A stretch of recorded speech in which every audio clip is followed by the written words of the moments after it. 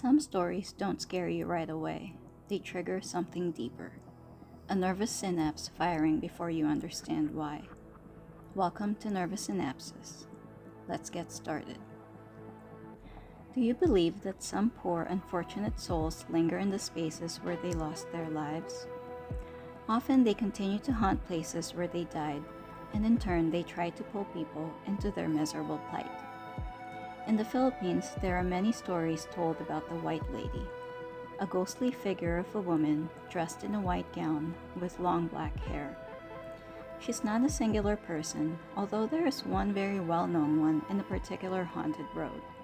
But there are many instances and places where ghostly ladies in white have been encountered. These places are often said to be the place where a woman was murdered or met with a tragic end. Most often, people see these apparitions at night. The following are 3 stories where different people encountered white ladies.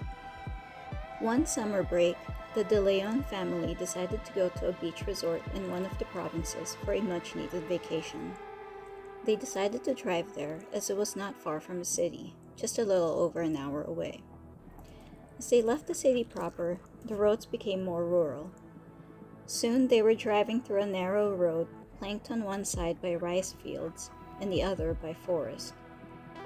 Eventually it became dark, but they were almost to their destination. So far the road trip had been uneventful. The father, John, was driving the van and the mom, Samantha, was in the front passenger seat. The younger of the 2 daughters, Megan, occupied the seat in the middle row, while the eldest, Camille, chose to sit in the very back. They chatted and laughed as they drove along, everyone excited to soon be relaxing on the beach. Soon they noticed a large tree on the side of the road ahead. It looked very old and somewhat eerie, with its long branches hanging over the road, creating even deeper shadows in the already dark area. Its ancient roots dug through the road and created cracks and ruts around it.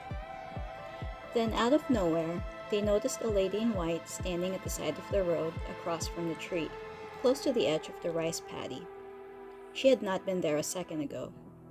Her long gown looked older, almost yellowed in appearance. Her long black hair hung partially covering the sides of her face. There was not a single house in close proximity for her to have come from. They knew immediately what this lady was, so John sped up to pass her quickly, while they all said a prayer. When they passed her, they heaved a sigh of relief. Then Camille, who was sitting by herself in the very back seat, felt a chill next to her. When she looked to her left, that same lady in white was sitting there, looking directly at her. Her face was sallow, and she had milky pits for eyes. A second later, the white lady started opening her mouth to form a large O, as if she was silently screaming. Camille screamed and immediately jumped into the seat in front, clawing her way to the very front, startling everyone in the van. "She's back there! She's back there!" Camille cried out, fear in her eyes. John slammed on the brakes, and they all looked back, but the lady was gone. John looked in the rear and side mirrors, but he couldn't find the lady anywhere on the road. "Dad, please, let's go," pleaded Camille. John didn't waste another second and drove off immediately. Camille refused to return to the back seat of the van after that, but the rest of the drive ended uneventfully. The chill didn't leave her until they arrived to the resort, and they were able to put the incident behind them for the time being. The next encounter involves a known, you can call it resident, white lady. Kathy used to live in a big, old 2-story house that had been passed down to her cousin. Her cousin had not wanted to live there as she had a house of her own with her family. Rather than selling the house, her cousin let Kathy live there instead. As big as the house was, most of the time Kathy stayed there by herself. Occasionally, one of her other sisters would stay with her, or family members would come to visit. The house was very old-fashioned, with wooden walls and floors. The dark wood everywhere made the interior of the home quite dark, but also cozy. At night, however, the place did evoke a sense of eeriness. Kathy did admit that on multiple occasions she had seen a white lady appear out of nowhere on the second floor of the house. She did not seem afraid of her, and the white lady seemed to just leave her alone. Sometimes she would see her silently floating on the veranda, then eventually disappear. No one knew who the apparition was or why she was there. Presumably, she was a forlorn soul from before the house was even built on that land. Kathy stated that the white lady didn't seem vengeful and didn't give off any malicious intent. She just comes and goes randomly and didn't pay heed to anyone. However, one summer, Kathy's niece, Elise, decided to spend her summer vacation at the house. She was young and very much a city girl. She was a free spirit and also dressed as such. With the humid heat in the Philippines during the summer, Elise often only wore her underwear to bed. One night, as she was in deep sleep, Elise was jolted awake by the feeling of something pressing down on her and searing pain all over her chest. When she opened her eyes, there was the white lady on top of her, clawing at her chest and neck. Elise screamed at the top of her lungs and bolted off the bed. Kathy was awoken by her niece's frantic screams, and when they turned on the lights, she could clearly see the angry red scratches all over her niece's chest. Elise told Kathy what had happened. Kathy, confused, told her the white lady had never ever interacted with her, especially not in such a violent way. Perhaps the lady in white was triggered by Elise just being in her underwear while she slept. The white lady appeared to be from a different, more old-fashioned era after all. Elise decided to cut her vacation short after her painful encounter. She was too traumatized to remain in the house much longer and decided to go back home within 2 days. But for the rest of her stay, she slept in pajamas in Kathy's room, and her nights were unbothered by anything. This last story takes place in an old school built in the 1930s in the province of Bulacan. Most of the students who had been attending the school since they were in first grade were very familiar with all the ghostly tales that get passed around amongst the students. The stories were regarding the school and the land it sits on.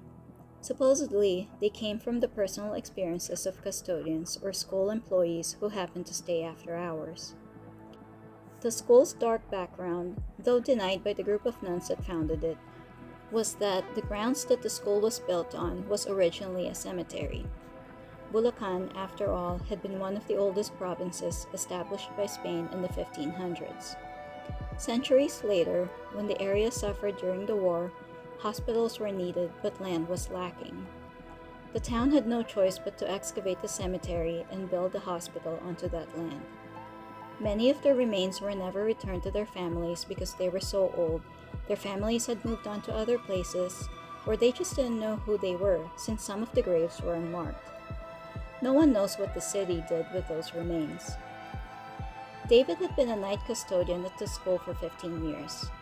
It was a lonely job, and the nights were often long, but it was an easy way for him to support his family. His shifts often began at 7 p.m., after most of the staff had left for the day. His job required him to patrol the grounds at least twice a shift, and make sure that no delinquents snuck in after the school closed to vandalize the property, or to make sure that no one broke in to steal from the offices. The area was not exactly known to be a bad area, but something about a dark, empty school always attracted those who had nothing better to spend their time on. One Tuesday night, David had just finished walking the hallways of the elementary building and was making his way to the high school side. He had his headphones on listening to his favorite music. The last people he had seen were the janitors, and they had left almost an hour prior. The school grounds were as still as a mausoleum. David had not slept well that day, and he couldn't wait to get his first round of patrols done so he could return to the office, have dinner, and perhaps get a quick shut-eye in. Even just an hour's nap would help. Unlike the elementary building's 5 floors, the high school building only had 3. David walked along the ground floor hallway, peeking into each classroom and bathrooms, and making sure everyone had left. He made his way to the end of the hall where he climbed the stairs to the 2nd floor. The first room was the teacher's lounge. He briefly scanned the room and noticed the light was on in the bathroom in the back. David shook his head and beelined it for the bathroom to turn the light off. As he was heading out of the room, David thought he heard some kind of swishing sound coming from just outside the bay of windows. The windows looked out onto a neighboring empty field. There was nothing else back there that could have caused the sound. David shrugged and thought he had just imagined the sound and that his sleepy mind was playing tricks on him. He kept walking and continued his patrol. The rest of the floor was just as empty as the first. By the time David reached the third floor, it was completely dark outside. Thankfully, the school kept some dim lights on throughout so that the school was never shrouded in complete darkness. But the dim lighting did give the classrooms a creepy feeling. Halfway down the hall, David looked into one of the classrooms and noticed the broom closet door open. He stepped in to make sure no one was hiding in the closet. As he expected, it was empty. When he closed the closet and began to walk out of the classroom, he heard the same swishing sound as he had heard on the second floor. It was coming from the windows again. David turned around, and as he did, horror met his eyes and he gasped out loud. There, outside the bank of windows, was a lady staring right at him. That's impossible, thought David. He was on the third floor after all. The lady was deathly pale, dressed in a flowy white gown, with long black hair falling over her shoulders. What shocked David, aside from the fact she was floating in midair, was the patch of bright red blood spreading out from her midsection, turning that part of her white gown crimson red. David was rooted to the spot. Everything in him screamed for him to run out of that classroom and not look back, but he was paralyzed.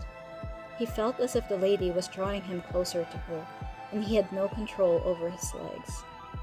Slowly and heavily, he could feel his legs begin to take one step after another towards the windows, towards this entity that seemed to want him for some reason.